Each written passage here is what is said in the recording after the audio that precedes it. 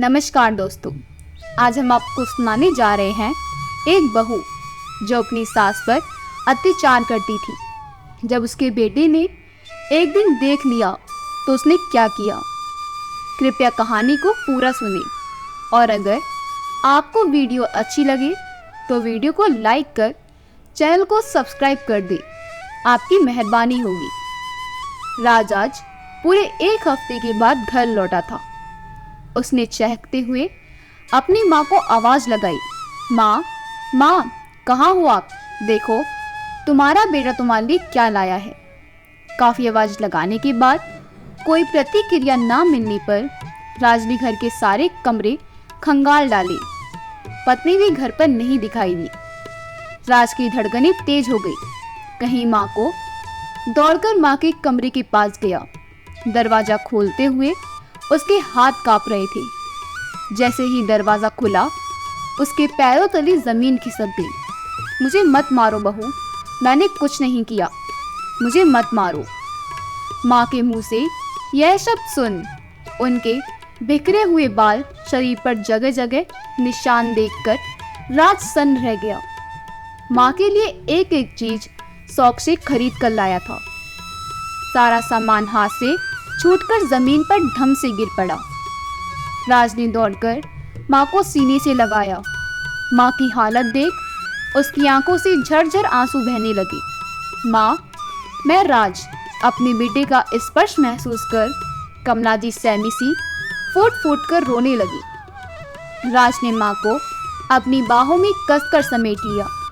कुछ देर के बाद माँ के आंसू पहुंचे। बिखरे हुए बालों को ठीक करता हुआ बोला, यहाँ क्या हुआ था मेरे बाद आपके साथ? मैं एक हफ्ते के लिए काम के सिलसिले से बाहर क्या गया? आपकी ऐसी दयनीय हालत कैसे हो गई? कमला जी की बहू ने उनके अंदर इतना खौफ भर दिया था कि वह डर के मारे कुछ नहीं बोल पा रही थी। तभी राज का 10 साल का बेटा डरा सहमा हुआ पापा की आवाज सुन कमरे से बाहर आया और पिता के गले लग गया। राज ने अपने बेटे से प्यार से पूछा।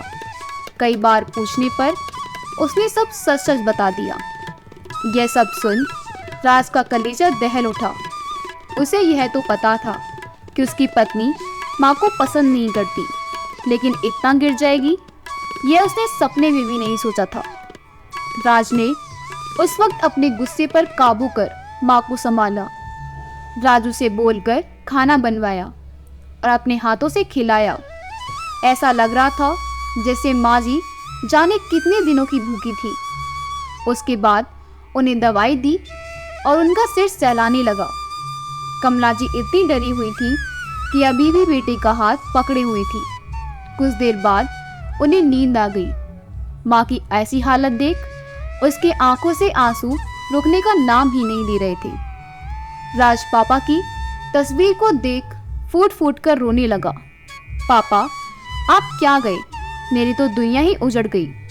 मैंने आपसे वादा किया था कि मैं माँ का हमेशा ख्याल रखूंगा, लेकिन मैं अपनी जिम्मेदारियों पर खरा नहीं उतर पाया।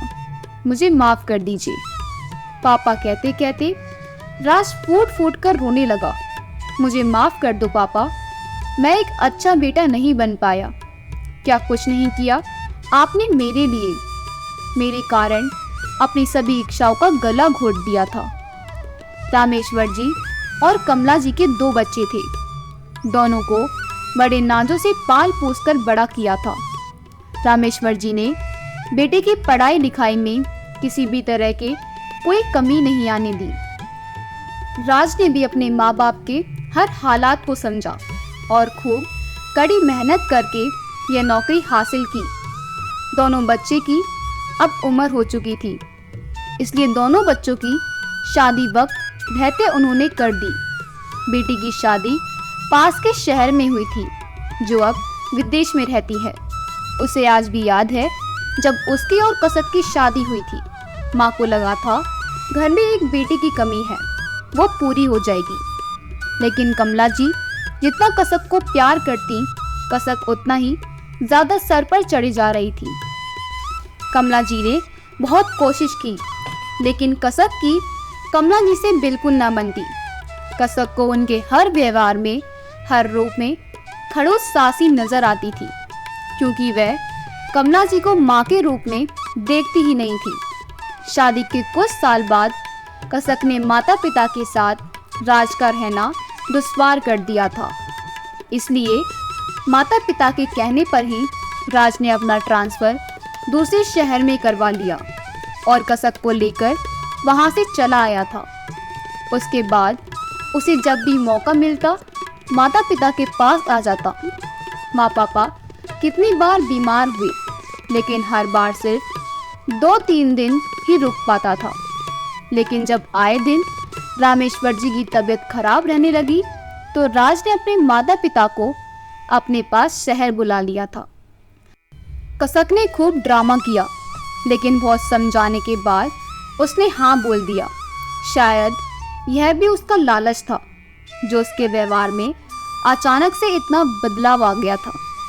अब वह राज के सामने यही दिखाती कि वह अपने सास ससुर की बहुत सेवा करती है। एक दिन राज के सामने ही बोली, मम्मी जी आप समय पर नाश्ता कर लिया करो, मेरा क्या है, मैं लेट भी करूँगी तो मुझे कोई दिक्कत नहीं होगी, पर आपकी उम्र ऐसी है कि वक्त पर नाश्ता करना चाहिए। ये देखिए सब कुछ तो बन गया है, फिर आप कुछ खा क्यों नहीं रही हैं? अगर आपको ये नाश्ता पसंद नहीं तो आपके लिए कुछ और बनवा दूँ। कितने साल हो गए आपको मेरे हाथों का कुछ खाए हुए, आप बस फरमाइश कीजिए, मैं फटाफट बना लाती हूँ। कसक राज को दिखाते हुए अपने सास कमला जी से बोली। राज को भी लगने लगा था कि कसक अब बदल चुकी है, तो वह अपनी माँ से बोला, माँ आपकी बहू इतना पूछ रही है, फिर भी आपका मुंह लटका हुआ है। ये कोई दिखावा नहीं, क्योंकि हर दिन रात आपको पूछती रहती है, फिर भी आपके चेहरे पर खुशी नहीं दिखती। आखिर क्यों? अब इससे ज़्यादा आपको अपनी बहू से क्या चाहिए?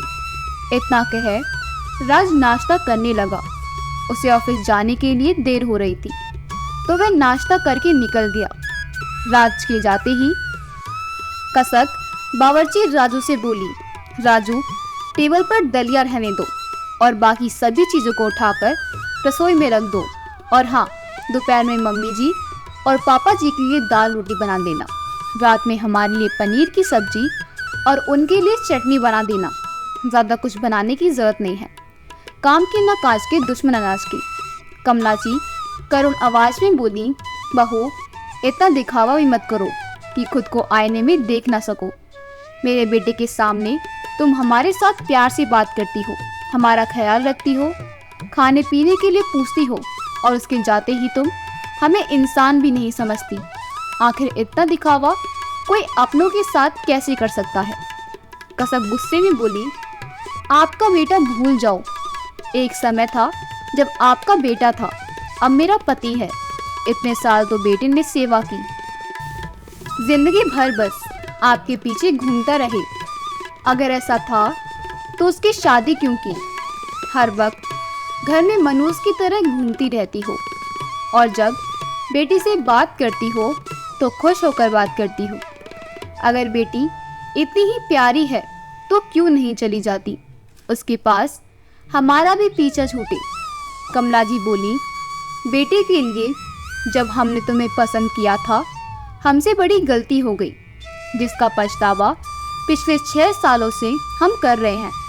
और बेटी से तो मैं इसलिए अच्छे से बात करती हूँ ताकि उसे हमारा दुख सुनकर उसे तकलीफ ना हो।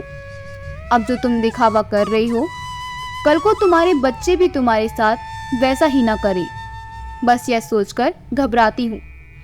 कसक बोली, आपके साथ बैठकर मुझे प्रवचन नहीं सुनना, खाना है तो खाइए वरना जाकर सो जाइए। आपसे समझदार तो पापा जी हैं, जो मिलता है चुपचाप खाते हैं और चलते बनते हैं। इतना कहकर कसक फोन पर बातें करते हुए चली गई। लगभग हर रोज की यही कहानी थी। राज के सामने कसक अपने सास ससुर की चिंता का दिखावा करती, पर पीठ पीछे उनसे सीधे मुंह बात तक नहीं करती थी। राज ऑफिस से आता, माता पिता से हालचाल पूछता और चला जाता। माँ बेटी को परेशान देखकर उसे कुछ नहीं कहती, पर ऐसा नहीं था कि वह माँ बाप की परवाह नहीं करता था। बस वह कुछ भी बताकर बेटे को परेशान नहीं करना चाहती थी। थोड़ी देर बाद कमला जी के पति रामेश्वर जी बाहर से आए और चुपचाप बैठकर दलिया खाने लगे। वह बोली, आखिर रोज रोज आप यह कैसे खा लेते हैं? रामेश्वर जी बोले, और क्या चारा है कमला जी, मैंने कितना समझाया कि हम यहीं ठीक हैं, पर तुम्ही ने कहा कि बेटा इतनी जिद कर रहा है तो सब साथ रहेंगे। अब अपमान के व्यंजन मुझसे खाए नहीं जाएंगे और लोगों के सामने दिखावे के लिए मुस्कुराता हूँ ताकि उंगली मेरी संस्कारों पर ना उठाई जाए। अब चलो घर में ही थोड़ा टहल लो, क्योंकि अगर शुगर की दवाएं ज़्यादा लेनी पड़ी तो उस पर भी बहू की 2 बातें सुननी पड़ेंगी।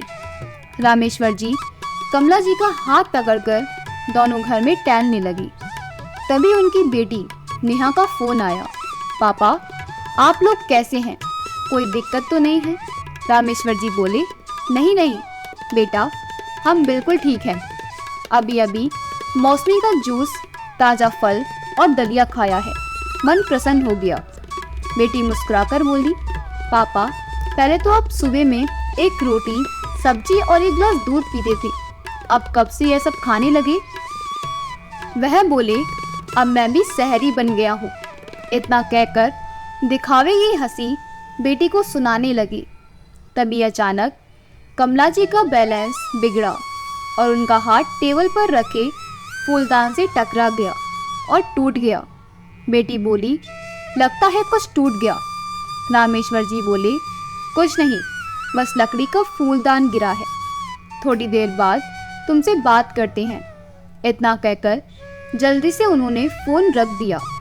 कमरे से कसक निकली और चिल्लाते हुए बोली, हे भगवान, हर वक्त कुछ ना कुछ घर में नुकसान करते रहते हैं। अरे बेटी से बात करनी है तो अपने कमरे में बैठकर किया कीजिए। पापा जी, आपको तो मैं समझदार समझती थी, पर आप तो और भी महान निकले। पता भी है आपको, ये फूलदान मैं मायके से लाई थी। अब इसकी भरपाई क्या आपकी बेटी करेगी? रामेश्वर जी बोले, बहू, फूलदान ही तो टूटा है, वह तो बाजार में भी मिल जाएगा, पर कम से कम ऐसा अपमानजनक शब्द मत बोलो। कसक तेज आवाज में बोली, आपने अपनी जिंदगी तो जी ली, हमारा जीना हराम कर दिया। आपके बेटे के सामने मैं कुछ कहती नहीं। इसका यह मतलब नहीं है कि हर बात पर चुप रहूंगी, और जब चलने फिरने में दिक्कत होती है तो घर में घूमते ही क्यों हो? अब मेरा मुंह क्या देख रहे हो? इसे साफ करिए और चुपचाप अपने कमरे में जाइए। तभी कसक का बेटा जय स्कूल के लिए निकल रहा था। बोला, मम्मी क्या हुआ, किस पर नाराज हो रही हो? कसक बोली, किसी पर नहीं बेटा, राजू को डांट रही थी कि वह दादाजी से ऐसे कैसे बात करता है।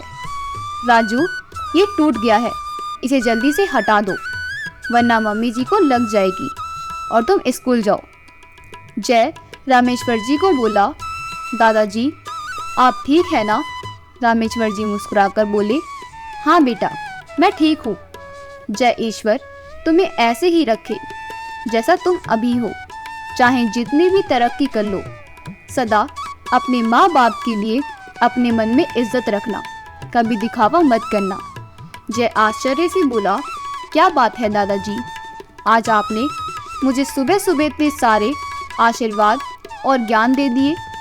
रामेश्वर जी कुछ कहते उससे पहले ही कसक बोली, अब तुम्हें देर नहीं हो रही है, जल्दी जाओ, दादाजी कहीं नहीं जा रहे हैं, वह यहीं रहते हैं, बाद में बातें करना। और पापा जी आप जाइए, थोड़ा आराम कर लीजिए। कसक ने उन्हें आंखें दिखाते हुए कहा। शाम में कमला जी रामेश्वर जी से बोली, सुनो जी, सुबह दलिया, दोपहर में दाल रोटी, शाम होते होते मुझे भूख लग जाती है, जरा राजू को बुला दो, कहती हूँ उसे कुछ बना देगा। राजू आया तो कमला जी बोली, राजू जल्दी से मेरे लिए थोड़ा सा पोहा या उपमा बना दो, बहुत जोरों की भूख लगी है। दिन भर तो समझौता कर लेती हूँ, पर शाम में पापी पेट मानता ही नहीं है। राजू ने इधर उधर देखा और जल्दी से उन्हें उपमा बनाकर दिया। थोड़ी देर बाद कसक घर आई। खुशबू लेते हुए बोली, राजू, तुमने कुछ नया बनाया है? राजू ने डर के मारे सिर हिला दिया। कसक बोली, मुझसे बिना पूछे तुमने कैसे कुछ बनाया?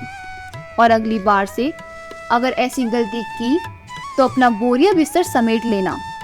राजू चुपचाप रसोई में चला गया और कसक ने अपनी सास के हाथ से प्लेट छीन ली। दोनों लोग बहू को निहारते रह गए। रामेश्वर जी से अब ये सब बर्दाश्त नहीं हो रहा था। एक रोज वो अपने पड़ोस के साथी राम बाबू के पास बैठे बातें कर रहे थे। आजकल के बच्चे माता पिता के साथ भी दिखावे का रिश्ता रखते हैं। हमारे समय में तो यह नहीं था। अब पत्नी का भी यहाँ मन नहीं लगता। समझ में नहीं आता क्या करूं। सोचा था शहर आकर रहूँगा तो मेरी तबीयत संभल जाएगी, पर यहाँ तो और भी खराब होती जा रही है। राम बाबू बोले, बच्चों के साथ अगर रिश्ता अच्छा है तो ठीक है, वरना दिखावे के रिश्ते में दम घुटने लगता है। कुछ माता पिता की मजबूरी हो जाती है, क्योंकि कोई दूसरा साधन नहीं होता, और जिनके पास साधन हो उन्हें ऐसे दिखावे के रिश्ते में नहीं रहना चाहिए, वरना ये जिंदगी भर पल मौत का एहसास दिलाती है। रामेश्वर जी बोले, बेटा तो फिर भी बहुत फिक्र करता है, लेकिन बहू ने जीना हराम कर रखा है। पर बेटे को कोई परेशानी ना हो यह सोचकर हम उसे कुछ नहीं कहते। पर मैंने सुना है आप भी वापस गांव जा रहे हैं। राम बाबू बोले, अब आपसे क्या छुपाना। रिटायरमेंट के बाद बच्चों ने ऐसा दिखाया कि उन्हें मेरी ज़रूरत है, मेरी चिंता है, पर 2-3 साल में ही सारा दिखावा पानी में बह गया और आईने की तरह साफ हो गया। आज तक मेहनत करके बच्चों का पेट पालता रहा। अब कुछ साल थोड़ी बहुत मेहनत अपने लिए करूँगा। जो रूखी सूखी मिले कम से कम स्वाभिमान से जी लूँगा। इतना कहते कहते राम बाबू जी की आंखें भर आईं। रामेश्वर जी बोले, भाई कुछ मत कहिए, मैं समझ गया।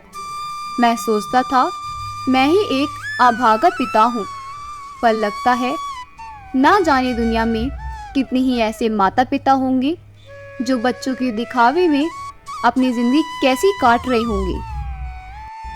आपने तो हमें भी रास्ता दिखा दिया, अब हम भी यहाँ नहीं रहना चाहते।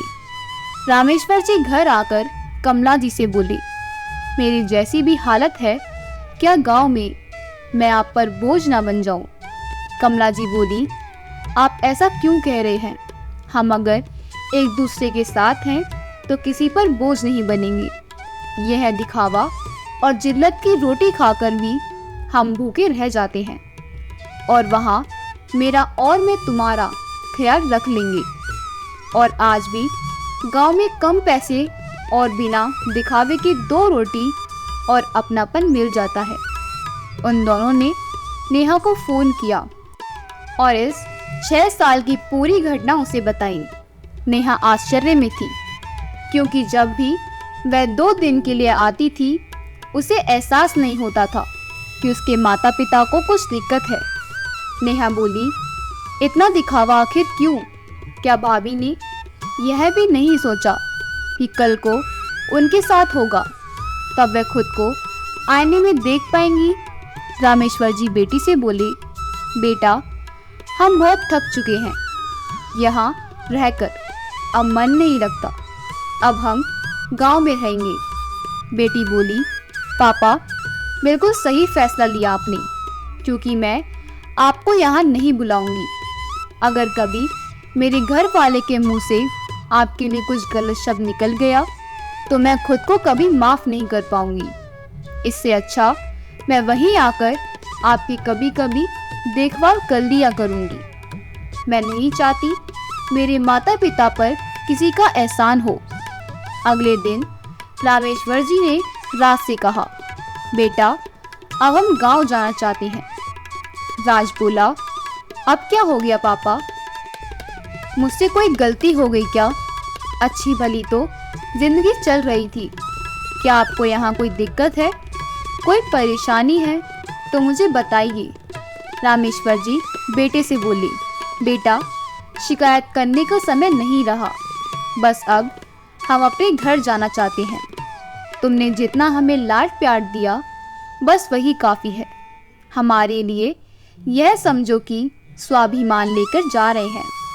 बाकी तो तुम पर निछावर कर दिया। अब जो बचा है उसे लौटा नहीं सकते। चलो कमला जी, एक बार फिर से जिंदगी शुरू करते हैं। राज ने अपनी पत्नी को माँ बाप के सामने बहुत खरी खोटी सुनाई। फिर भी माता पिता रुकने को तैयार नहीं थे, क्योंकि वह जानते थे कि बेटा दिन भर तो उनके साथ नहीं रह सकता और बहू के साथ रहना अब उन्हें गवारा नहीं था। आखिर उन्होंने अपने फैसले पर अमल किया और वह वहां से चली गई। पुराने लोगों ने बाहें फैलाकर उनका स्वागत किया। वह प्रेम दिखावा नहीं था। जैसे रामेश्वर जी पहुंचे, उन्होंने देखा बेटी पहले से ही गांव में पहुंच गई थी। माँ के आने से पहले उसने घर की पूरी साफ सफाई और सारा सामान व्यवस्थित कर दिया था।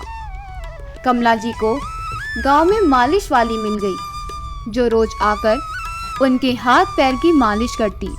धीरे धीरे उनके स्वास्थ्य में सुधार होने लगा और बची हुई जिंदगी पटरी पर आने लगी थी। अपनी पत्नी से छुपकर बेटे ने एक काम वाली माता पिता की सेवा के लिए रख दी, जो उनका हर बीमारी, हर सुख दुख में साथ दिया करती थी। बात रुपए पैसों की नहीं थी। उसने अपना समझकर आज तक इतने सालों तक माता पिता की निस्वार्थ सेवा की थी। उसे पगार देते वक्त हमेशा मम्मी पापा कहते, तेरी यह पगार है, लेकिन तुझे और ज़रूरत हो तो बेझिझक बोल देना बेटा। एक तुम ही तो हो जो हमारा इतना ख्याल रखती हो। रीता, जो स्वाभिमानी थी, एक भी रुपया ज़्यादा नहीं लेती थी। लेकिन एक दिन सब कुछ अच्छा चल रहा था। रामेश्वर जी को अचानक से हार्ट अटैक आया और माँ को इस दुनिया में अकेले छोड़कर चले गई। अम्मा पूरी तरह से अकेली रह गई थी। राज ने माँ को अपने साथ चलने के लिए भी कहा, लेकिन माँ ने एक शब्द में जवाब दे दिया, तू जानता है अब बुढ़ापे में ज़्यादा सहन नहीं होता। यहाँ रीता है ना, तू चिंता मत कर। जब भी परेशानी होगी तुम्हें बुला लूँगी। राज करता भी क्या, भारी मन से माँ को रीता के भरोसे छोड़ आया था। कुछ दिनों बाद राज माँ से मिलने आया। देखा तो माँ अकेले कमरे में बिस्तर पर पड़ी थी। यह सब देखकर एक बार राज का मन विचलित हो उठा, लेकिन क्या करता।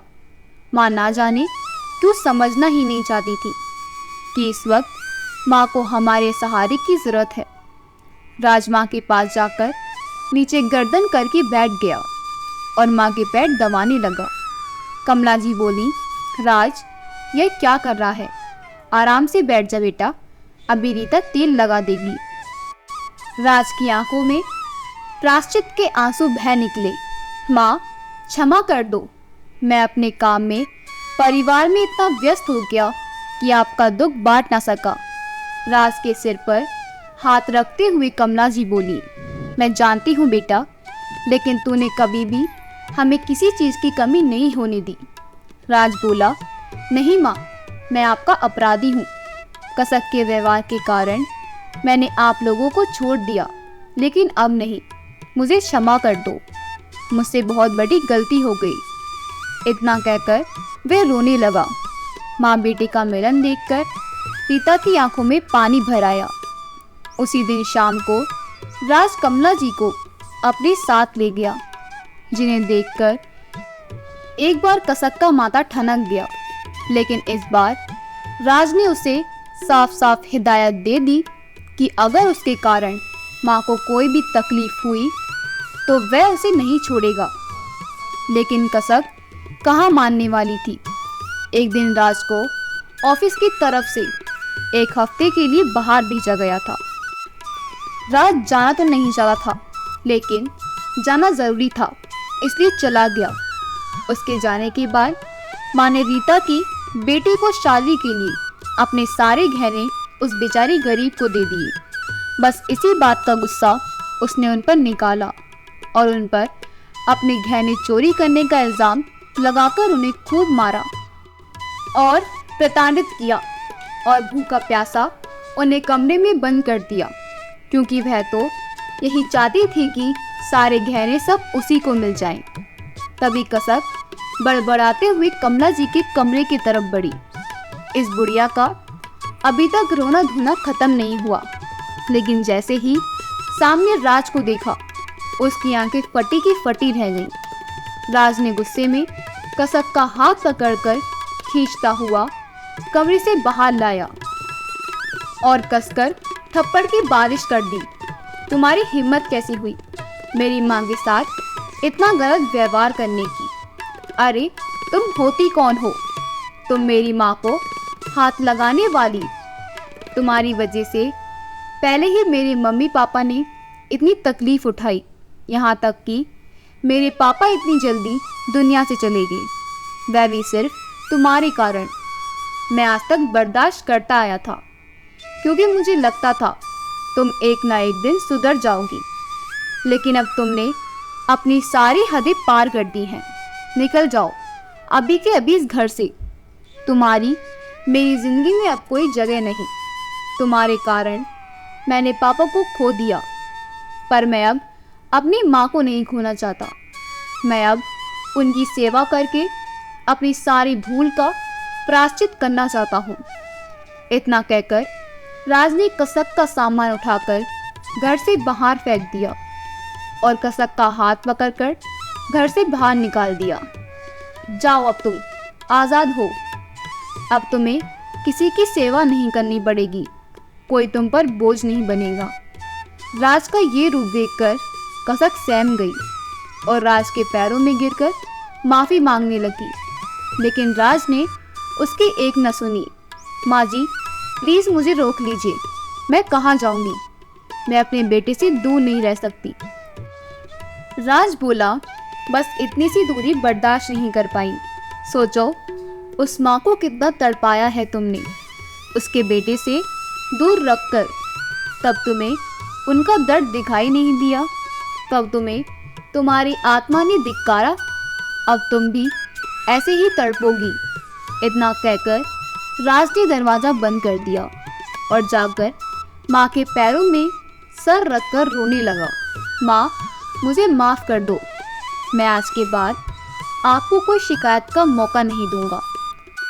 कुछ दिनों बाद कमला जी की सेहत में सुधार हुआ तो राज ने अपनी माँ की देखभाल के लिए एक मेड रख ली और खुशी खुशी तीनों एक परिवार में रहने लगे। और कसक ऐसे ही इधर उधर ठोकरें खाने लगी। दोस्तों, आपको क्या लगता है, जो राज ने अपनी माँ के लिए कसक के साथ किया, क्या उसका फैसला सही था? हमें कमेंट बॉक्स में ज़रूर बताएं।